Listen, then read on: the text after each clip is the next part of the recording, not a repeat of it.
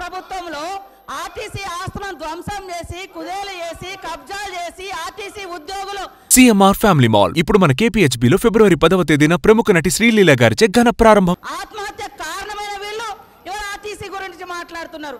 అదే కాకుండా పేదవాళ్ళు ఎక్కేది ఆర్టీసీ బస్సులు. అలాంటి బస్సుల రేట్లు పెంచి ఇవాళ ఆడవాళ్ళు బస్సులలో వస్తే తట్టుకోలేకపోతున్నారు. నేను ఒకటే సూటిగా అడుగుతున్నా, ఆర్టీసీ ఫ్రీ బస్ పెట్టొద్దా? ఇవాళ మీరు వ్యవసాయం చేయనటువంటి బీడు భూములకు లక్షాధికారులకు కోట్లాది రూపాయల నోళ్లకు వ్యవసాయం పేరుతోటి రైతు బంధు కట్టబెడితే ఏ పేదోళ్ళైనా రోడ్ల మీదకి వచ్చి మీ ఇళ్ళ ముంగర ధర్నా చేసిర్రా? ఈ రోజు ఆటోలను ముందు పెట్టి మీ అధికారం రావాలని ఎప్పుడు మిమ్మల్ని మీరు సెంటిమెంట్లను వాడుకొని ఒకరిని ముందు పెడతారు, ఆ తర్వాత మీరు వెనక నుంచి వస్తారు. ఇది మీ నైజం.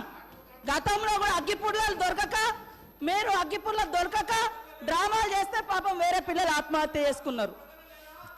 అంటే చేయకూడదా అంటారు. మరి మీరు లక్షల రూపాయలు కోట్ల రూపాయలు ప్రజల మీద అందరి మీద పన్నులేసి ఆ వచ్చిన ధనము రైతు బంధుల పేరుతోటి ఏ పేద మహిళకు ఏ పేదోళ్లకు రూపాయి దక్కలేదు.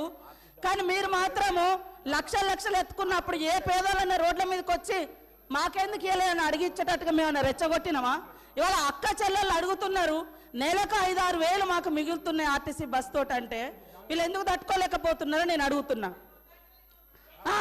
మరి ఎక్కడ ఏం దొరకనట్టుగా అదే మాట్లాడుతున్నారు. మొత్తం వీళ్ళు అన్ని తీసేయండి. కాబట్టి ఆర్టీసీ బస్సులలో మహిళలు ప్రయాణం చేస్తే మీకేం ప్రాబ్లం అది చెప్పండి.